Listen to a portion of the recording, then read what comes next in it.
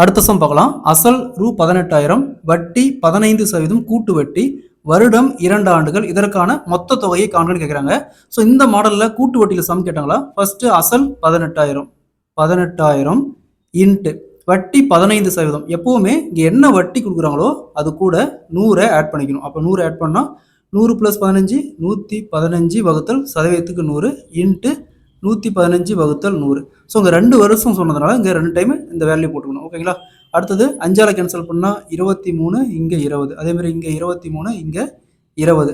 So இங்கே 00க்கு 00 அப்படியே cancel பண்ணிடலாம். ஸோ இங்கே 2 × 2 4, 180 4ஆல் கேன்சல் பண்ணால் 45. அப்போது 45 இன்ட்டு இங்கே என்ன இருக்குது 23 × 23 ஈக்குவல் டு 45 × 23 × 23 23,805.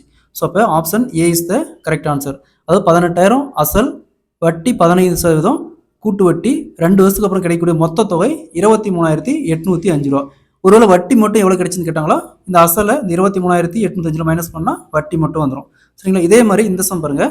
அசல் பிரின்சிபல் 17,200, வட்டி 10%, வருடம் 2 ஆண்டுகள், இதற்கான மொத்த தொகையை காண்கன்னு கேட்குறாங்க. இந்த சமம் ப்ரீவியஸாக ஆர்ஆர்பி எக்ஸாமில் கேட்டிருக்காங்க. இந்த சம்ம சால்வ் பண்ணி இதுக்கான ஆன்சரை கமெண்ட்ல போடுங்க.